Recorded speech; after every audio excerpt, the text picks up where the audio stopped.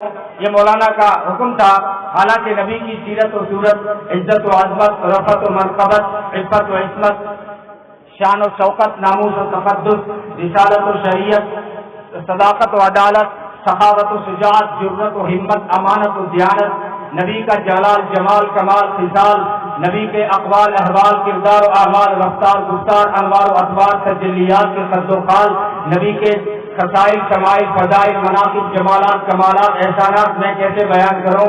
وہ تو حسن کے پیکر ہیں، منبع ہے، مغا ہے، ملجا ہے، محفر ہے، مرکز ہے، سراپا ہے۔ وہ تو حسن کے قائل ہیں، رہبر ہے، رہنما ہے، مقتدا ہے، پیشوا ہے، امام ہے، سید ہے، سردار ہے، سرتاج ہے۔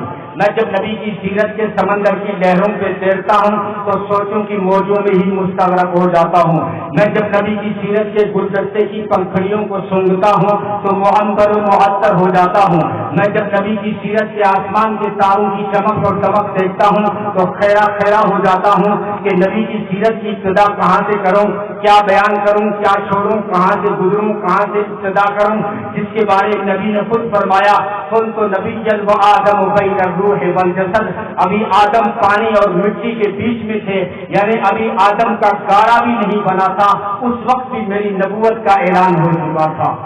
تو وہ نبی جو زمین و زمان سے پہلے ہے، وہ نبی جو مکین و مکان سے پہلے ہے، وہ نبی جو دھرتی و آسمان سے پہلے ہے، وہ نبی جو حور و غلمان سے پہلے ہے، وہ نبی جو ہر کہکشاں سے پہلے ہے، وہ نبی تو سارے جہاں سے پہلے ہے، سارے جہاں سے پہلے ہے۔ یہ صرف تخیل کی شاعری نہیں ہے یا خطابت کی شاعری نہیں ہے۔ ہاں، خطابت کی تھوڑی سی سیر بھی کرا دو۔ جب میں عالم ارواح میں پہنچا تو وَإِذْ أَخَذَ اللَّهُ مِيثَاقَ النَّبِيِّينَ میں اسی نبی کے چرچے نظر آئے۔ ہاں، بھادرہ کے بہادروں، یہ ہمارا جلسہ ہے، اس میں کوئی تو سو رہا ہے اور خطیب اویر سویر سو رہا ہے، لیکن ایک جلسہ ہوا، عظیم الشان جلسہ عالم ارواح میں۔ وہ جلسہ کتنا عظیم جلسہ تھا کہ جس کے سامعین انبیاء، خطیب خود خدا اور موضوع شان مصطفیٰ۔ اللہ نے ایسا جب میں عالم ارواح سے عالم دنیا میں آیا تو دنیا کے ہر در و دیوار پر، ہر صحرا بازار پر، ہر منبر و محراب پر، ہر کتاب کے ورق پر، ہر قلم کی نوک پر، ہر زبان کی چوک پر، ہر پرندے کی اڑان پر، ہر پتھر کی چٹان پر، ہر مچھلی کی زبان پر اسی نبی کے درود و سلام کے ترانے نظر آئے۔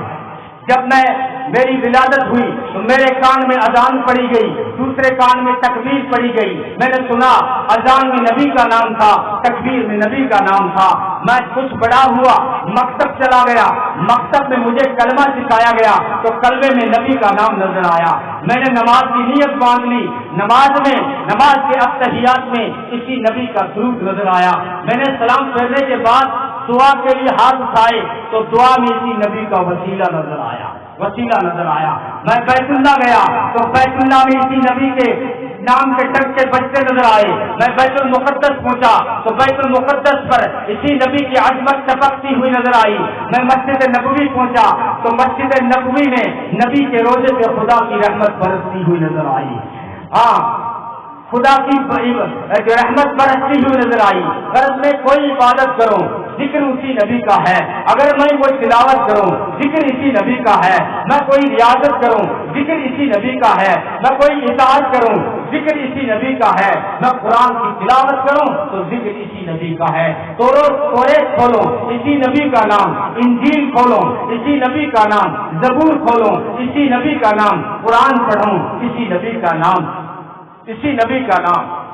بادرہ والوں، اگر مر جاؤں مغفرت کی دعا کر لینا، پلے کچھ نہیں، لیکن یہاں بات کچھ اور سمجھا رہا ہوں۔ اگر میں مر جاؤں تو نماز جنازہ میں نبی کا درود نظر آتا ہے۔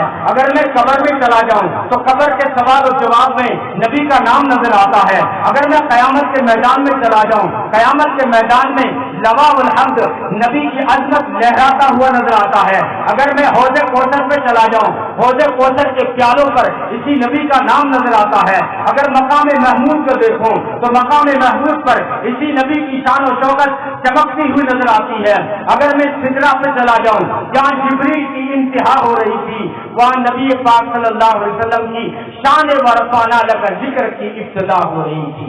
اگر عرش پہ جاؤں، عرش کے پایوں پر محمد محمد لکھا دیکھوں، کرے جنت پہ پہنچوں، جنت کے دروازوں پر، جنت کے دریچوں پر، جنت کی کھڑکیوں پر، जन्नत के रोशनदान पर इसी नबी का नाम रोशन नजर आता है। अगर जन्नत के अंदर चला जाओ तो जन्नत की दीवारों पर, जन्नत के दरख्तों पर, दरख्तों के पत्तों पर, जन्नत के मोतियों पर, हूर और गिलमान के चीलों पर, फरिश्तों की जबीनों पर, जन्नत के फूलों पर हर जगह नबी का नाम नजर आता है।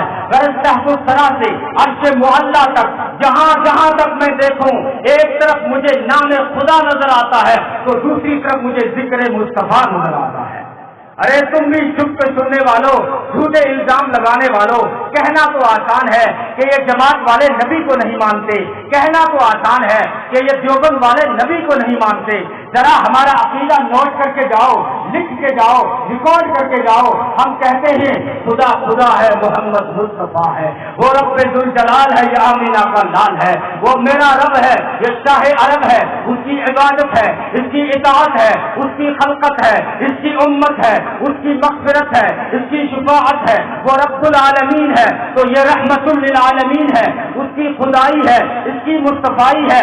जहाँ जहाँ तक खुदा की खुदाई है वहाँ वहाँ तक मिठे मोहम्मद मीर की मुस्तफाई है। उसका रबूबियत का तख्त है, इनका खत्म नबूवत का तख्त है। रबूबियत के तख्त पे कोई जा नहीं सकता, खत्म नबूवत के तख्त पे कयामत तक कोई आ नहीं सकता। इस्लाम में खत्म नबूवत का अकीदा इतना बुनियादी अकीदा है तौहीद की तरह कि इसकी हसासियत का अंदाजा आप लगाएं कि सहाबा ने जंगी लड़ी कुफर से, लेकिन किसी जंग में इतने बड़े सहाबा शहीद नहीं हुए जितनी खत्म अकीदा खत्म नबूवत की हिफाजत करते हुए सहाबा शहीद हुए।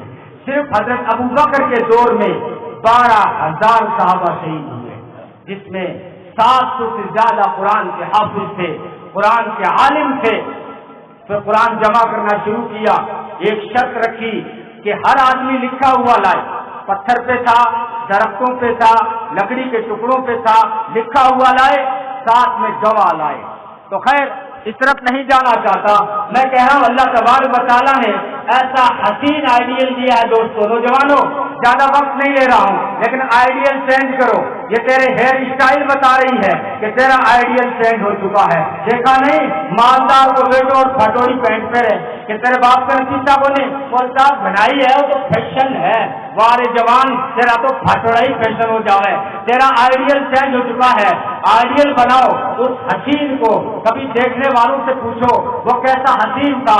मैंने कहा अबू बकर जरा दे खबर वो कैसा था पैगंबर। कहने लगे मेरे आका 14वीं का ऐसा चांद था जिसके आगे तारीखियां आंख मचोली खेलने पे मजबूर हो जाया करती थी। मैंने कहा उमर जरा दे खबर वो कैसा था पैगंबर। कहने लगे अगर मेरा नबी बशर न होता तो कमरे लैलतुल बदर होता, यानी 14वीं का चांद होता। मैंने कहा अली हैदर जरा दे खबर वो कैसा था तेरा सुसर। कहने लगे यतलाला वजहू कतलाला उल कमरी लैलतुल बदर। चेहरा यूं मिलाता था जैसे 14वीं का चांद चमक रहा हो। लम अरा क़ब्लहू वला बअदहू मिस्लहू। न उनसे पहले कोई ऐसा हसीन देखा गया, न उनके बाद कोई ऐसा हसीन देखा जाएगा। मैंने कहा अबू हुरैरा तू तो शागिर्द खास रहा, जरा बताना वो उस्ताद कैसा था। कहने लगे कान शम्सु तजरी फी वजही, हजारों आफ्ताब व महताब चमकते हुए मेरे आका के चेहरे में नजर आते थे। मैंने कहा अनस तू तो खादिम खास रहा, 10 साल खिदमत की, बता तेरा आका कैसा था, बता वो मौला कैसा था। कहने लगे 10 साल खिदमत की, बार बार मुसाफे किए, लेकिन जब भी मुसाफा किया हाथों को रेशम और सीबाज से ज्यादा नरम पाया और वजूद से जो खुशबू होती थी वो मुश्क अंबर से ज्यादा मुअत्तर हुआ करती थी। मैंने कहा हलीमा तूने तो लोरियां दी हैं, जरा बताना वो आका कैसा था। कहने लगी माँ कुन्ना नहताजु लिस्सिराजी मिन यौमिन अखज़नाहु। हलीमा कहने लगी जिस दिन वो मेरे घर आ गया उस दिन के बाद मेरे घर में कभी दिया जलाने की जरूरत ही नहीं पड़ी। दिया नहीं, हाँ उलमा ने लिखा है हलीमा तो अपने काम काज में लगी रहती थी, वो झूला अपने आप झूलता रहता था। उलमा ने लिखा है झूला अपने आप नहीं झूलता था, खुदा के फरिश्ते आके झूला झूलते थे। तो हलीमा बता, कहने लगी मुझे तो दिए की जरूरत ही नहीं पड़ी। यही बात हजरत आमीना ने कही कि जब विलादत हुई मेरे घर में दिया नहीं था। अजीब विलादत हुई, دائی کی ضرورت نہیں پڑی، ناڑا کاٹنے کی ضرورت نہیں پڑی، مختون پیدا ہوئے، نور پھیل گیا، خوشبو پھوٹ پڑی. کہتی ہے میرے گھر میں دیا نہیں تھا لیکن میرے گھر کی وجہ سے سارا جہاں روشن ہو گیا تھا. میں نے کہتی ہے میں مکے میں تھی لیکن مجھے یمن نظر آ رہا تھا، مجھے ایران نظر آ تھا، ملک شام نظر آ رہا تھا. یہ اس لال کی انگلی سے پھوٹنے والا نور تھا صلی اللہ علیہ وسلم. یہی بات حضرت عائشہ نے کہی کہ جب رحلت ہوئی تو میرے گھر میں دیا نہیں تھا، تو میں نے کہا کہ جو ہے میں نے کہا کہ دیے کا وہاں کیا کام، دیے کا وہاں کیا کام جہاں سراج منیر شروع ہوتا ہے، جہاں سراج منیر شروع ہوتا ہے. یہ تطہیر کی رت، یہ نکری فضا، یہ چھائی ہوئی رحمتوں کی گھٹا، یہ کھلتی ہوئی انما کی دکان، یہ ہر سمت حق کا سر رہو کی اذان، یہ قوت قضا علم و عرفان کی، یہ رعنا یا عقل وجدان کی، یہ نقش جنوں کے نکھرتے ہوئے، یہ ملک آسمان سے اترتے ہوئے، یہ حوروں کے گیسو سنورتے ہوئے، یہ خیالوں کے آہو گزرتے ہوئے، یہ رنگوں کی بارش چمن در چمن، یہ سجتی ہوئی محفل فکر و فن، یہ برستے ہوئے درج و لال و گہر، یہ چمکتی ہوئی عقل کی رہ گزر، یہ سبزے پہ ہے شبنم کی پرچھائیاں، یہ تاروں کی ہے خواب انگڑائیاں، یہ صدف یہ موتی صدف سے نکلتے ہوئے، یہ شرر آپ فینوں میں ڈھلتے ہوئے، یہ مستی کی بہتی ہوئی آبجو، یہ بڑھتی ہوئی شوق کی آبرو، یہ دل میں پگھلتی ہوئی ہر امنگ، یہ بہتے ہوئے رنگ بھی سنگ سنگ، یہ مہتاب ذروں میں بچتا ہوا، یہ خورشید شیشوں میں کٹتا ہوا، یہ باب حرم جگمگاتا ہوا، یہ سارا جہاں جگمگاتا ہوا، زمین پر اترتے ہوئے انبیاء، لبوں پر ہے صلی اللہ کی صدا، مرحبا مرحبا یہ کون آ گیا، خاموشی کا یہ کیسا فتوش آ گیا، یہ بدر الدجا ہے یہ شمس الضحا، یہ مفہوم واللیل راز قطع، یہ تخلیق کونین کا راز ہے، بشر ہے مگر نور کا ناز ہے. مسرت سے جھومے میری زندگی کہ نبیوں کی محفل مکمل ہوئی، الہام کی رمجھم کہیں بخشش کی گھٹا ہے، یہ دل کا نگر ہے یہ مدینے کی فضا ہے. سانسوں میں مہکتی ہی مناجات کی گلیاں، گلیوں کے کٹوروں میں تیرا نام لکھا ہے، گلیوں میں اترتی ہی ملائک کی قطاریں، احساس کی بستی میں عجب جشن گفا ہے. قریہ ادراک منور تیرے دم سے، ہر ساعت خوشبخت جہاں نغمہ سرا ہے. یہ نظر تیری بارگاہ لازم افکار، تو مرکز دلداری یہ ارباب وفا ہے. تیری کشک میں بھی دھمک حشر کے دن کی، وہ یوں کہ میرا قریہ جہاں گونج اٹھا ہے. آیات کے جھرمٹ میں تیرے نام کی مسلط، لفظوں کی انگوٹھی میں نگینا سا جڑا ہے، نگینا سا جڑا ہے.